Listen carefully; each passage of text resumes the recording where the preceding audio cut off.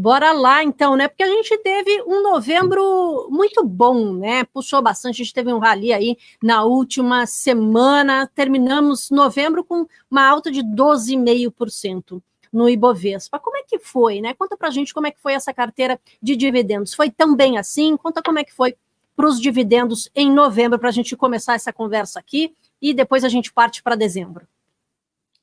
A carteira acabou performando muito bem, até melhor que o Bovespa, né? No mês, a carteira de dividendos subiu 13, um pouco mais do que 13%, o que é um ótimo resultado, levando em consideração que, normalmente, quando você tem esses períodos de redução da percepção de risco, né? Quando o mercado fica um pouco mais animado, normalmente as empresas mais geradoras de caixa, mais sólidas, que não tem tanta especulação envolvida, justamente as empresas que compõem a nossa carteira de dividendos, né? Ninguém compra Itaú porque está apostando em coisas muito fora do radar ali, por exemplo, né? Isso que eu quero dizer.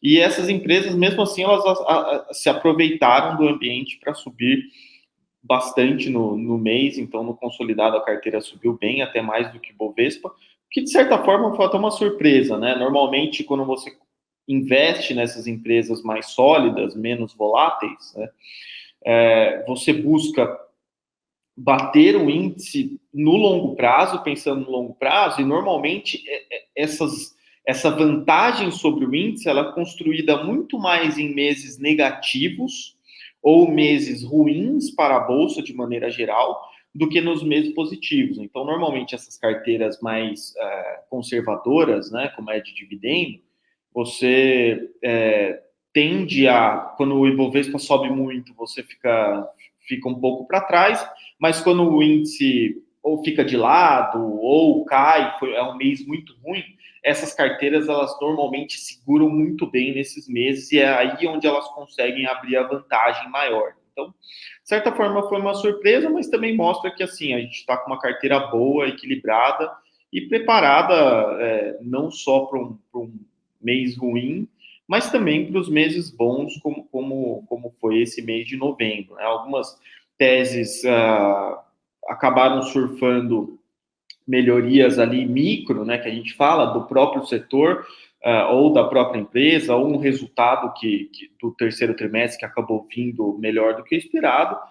E, de maneira geral, todas elas se aproveitaram da melhora do ambiente macro, e aqui a gente está falando de um mês que foi muito positivo para a perspectiva de juros, né? Tanto aqui no Brasil como também nos Estados Unidos. A gente teve dados de emprego nos Estados Unidos e também de inflação lá que acabaram deixando o mercado muito mais aliviado, né? Depois de alguns meses ali de preocupação, o yield de 10 anos, né, dos treasuries de 10 anos batendo 5%, que é um patamar extremamente preocupante, né? E que deixa a renda variável com muito pouca atratividade, né? Você tem a chance de investir no título mais seguro do mundo, recebendo um yield de 5%, né? Então, isso acaba tirando a atratividade da renda variável, e nas últimas semanas a gente teve vários dados ajudando lá fora, trazendo essa expectativa de inflação um pouco mais para baixo,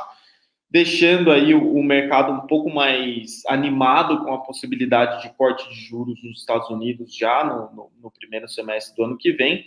E isso também ajuda o nosso Banco Central, né? Porque quando você tem os juros mais baixos lá fora, você também ajuda o Banco Central aqui no Brasil também cortar juros aqui, e isso é boa notícia para as nossas ações também, porque, de novo, né? Por que você vai querer investir em ações se você tem uma Selic que está em níveis exorbitantes, né? Então, com a queda da Selic, acaba que aumenta a atratividade relativa das ações, né, da renda variável de maneira geral.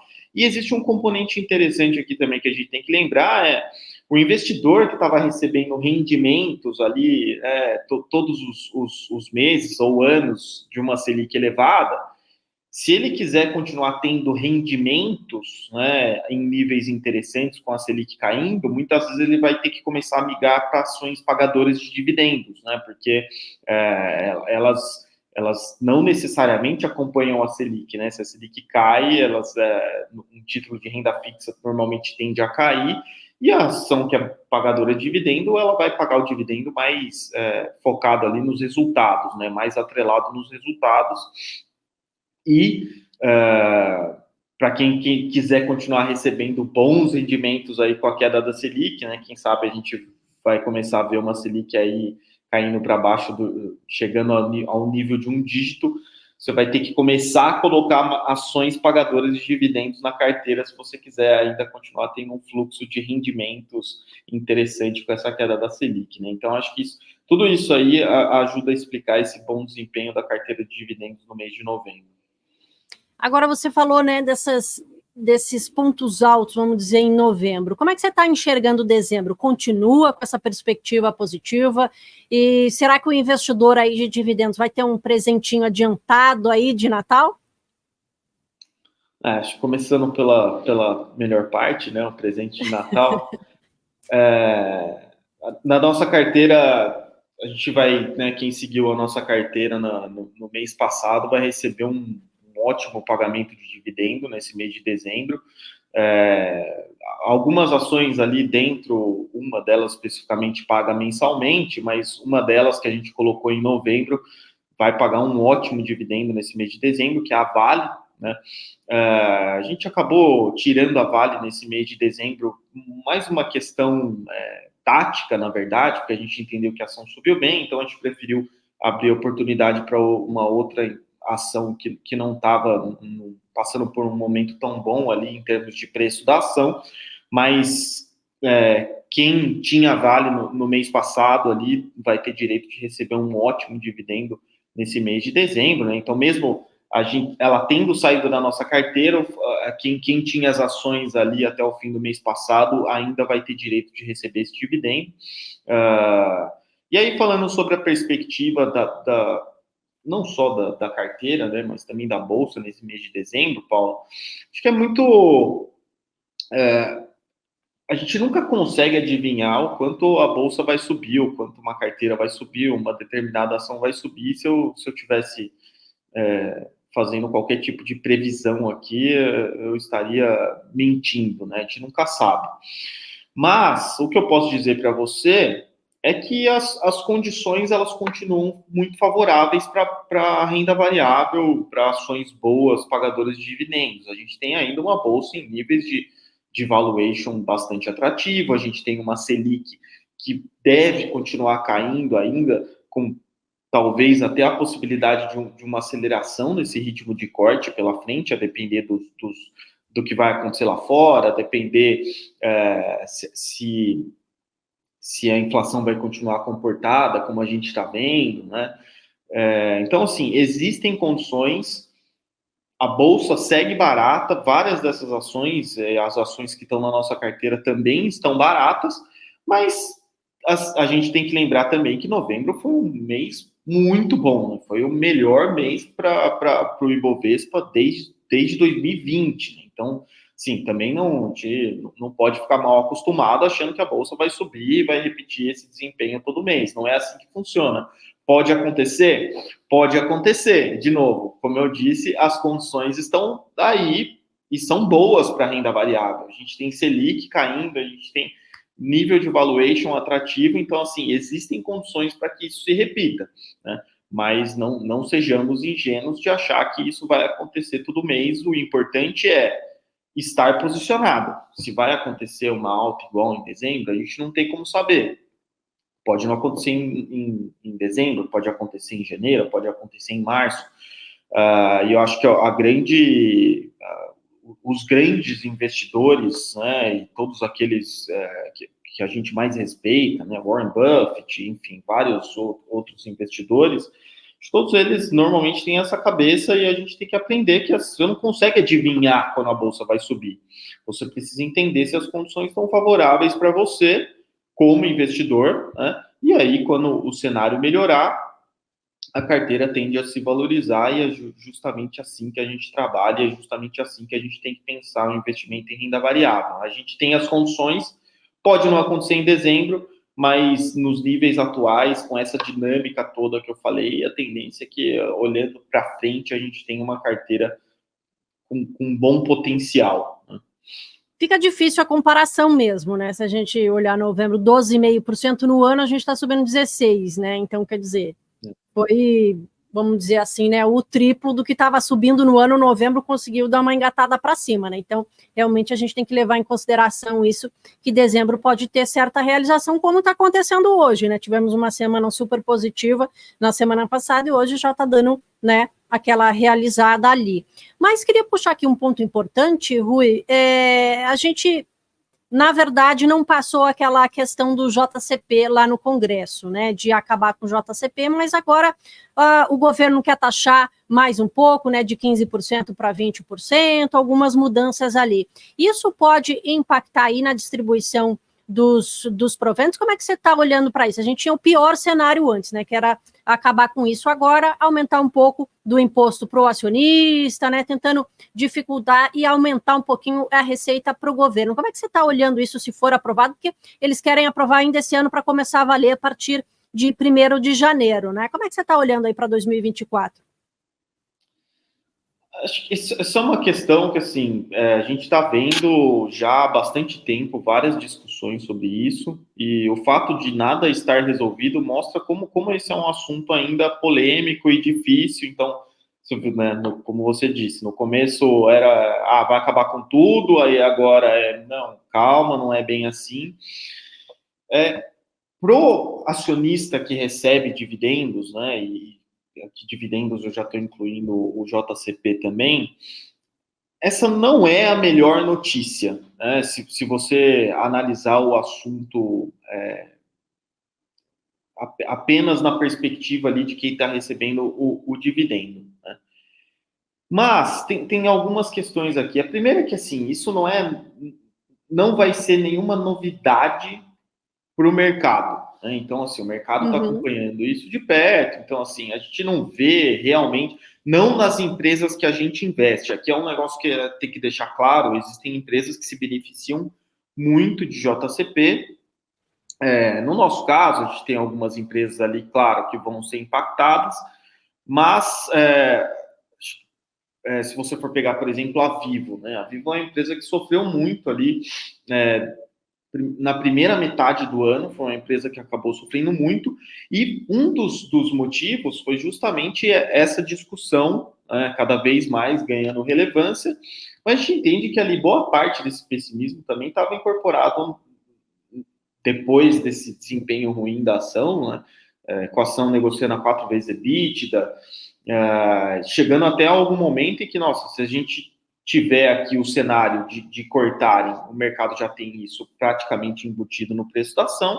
Se você tiver qualquer melhoria nessa discussão aí, olhando para o acionista, você deveria ter uma reação positiva nas empresas. Então, assim, se você analisar na perspectiva de resultado das empresas, né, o fim dos benefícios e tudo mais, é claro que é negativo, mas tem muitas empresas aqui nesse leque, algumas se beneficiando um pouco mais, outras beneficiando um pouco menos, mas a gente entende que, assim, das empresas que a gente investe, a gente não espera grandes impactos, e mesmo que existam esses impactos nos lucros, a gente entende que isso já está ali precificado no preço das ações.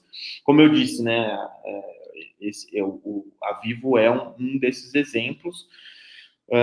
Mas, assim, a gente já trabalha na expectativa de que a gente vai ter pelo menos uma redução parcial aí desses benefícios. Já está no cenário aí, principalmente, já, né, já, como você falou, a gente já discute há bastante tempo, as coisas estão melhorando, que nem eu falei, né, era acabar, mas agora um pouquinho mais de imposto, enfim, né, tentando arrecadar mais aí o governo. Mas como é que você está? Queria agora focar em dezembro, né, se a gente comentou aqui, queria que você falasse aí o destaque que deve ser aí, qual é o destaque da sua carteira de dividendos para o mês de dezembro? Assim, eu gosto de todas, né, mas acho que o destaque fica para a Gerdau, que é a que entrou nesse mês, né? E por que a Gerdau? povo que acompanha um pouco mais de perto aí deve ter visto o desempenho da ação e visto, na verdade, um desempenho ruim da ação, enquanto boa parte da Bolsa subiu no mês passado, né?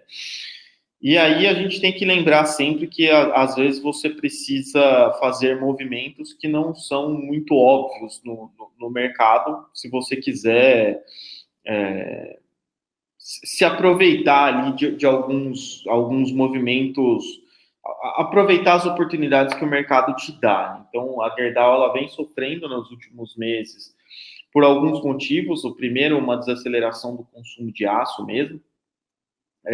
A gente teve um período ali pós-pandemia que foi muito forte, não só em termos de consumo de aço, a gente teve construção civil bastante forte, e também de preços, né, que também foram ajudados depois pela guerra da Ucrânia.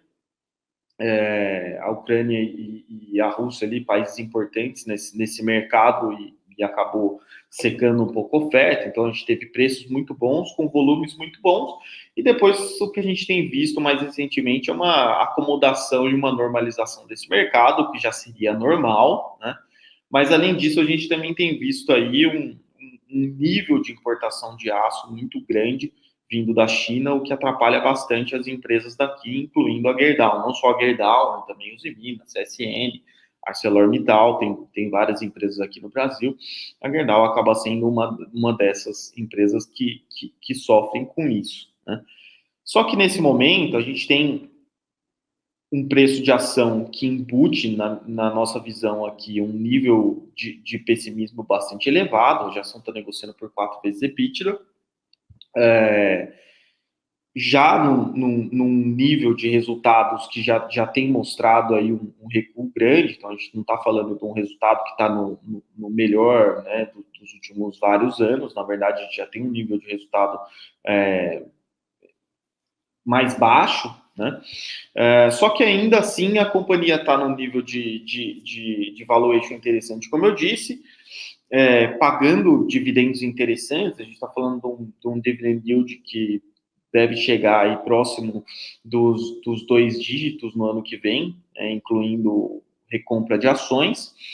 Um nível de alavancagem muito baixo, que permite a ela continuar pagando dividendos aí, mesmo que o setor não melhore, mesmo que a gente continue tendo aí um cenário desfavorável, né, para as siderúrgicas. E a ação caiu aí mais de 20% nos últimos 2, 3 meses, que mostra que, assim, sim, o momento não é o ideal, o momento não é o melhor, mas também já tem bastante pessimismo aí embutido nesses preços. A companhia segue pagando dividendos, né? A gente não vai conseguir pegar na nossa carteira, mas ela vai pagar dividendos ainda em dezembro, né? Para quem tinha os papéis no mês passado. Então, assim, apesar desses problemas, né? É uma companhia que segue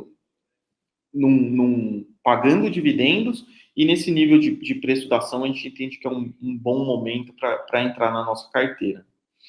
Inclusive, Gerdau foi uma das maiores pagadoras de dividendos em 2023, né? Agora surgiu pergunta aqui, e claro, né? Porque a gente sabe dos tickers da Gerdau, e o José Araújo já perguntou para a gente aqui qual dos tickers né? Se é Goal ou se é GGBR. Qual que é aí, Rui? Na nossa carteira, né, de dividendos, a gente coloca a Gerdau GGBR, né, mas mais por uma questão de liquidez, na verdade, tá? A gente tem aqui na casa, inclusive, carteira Empíricos e outras séries, a ação ali é Goal, tá? Que é a metalúrgica, que é a holding, mas, assim, de verdade mesmo, não tem muita diferença aqui na nossa visão.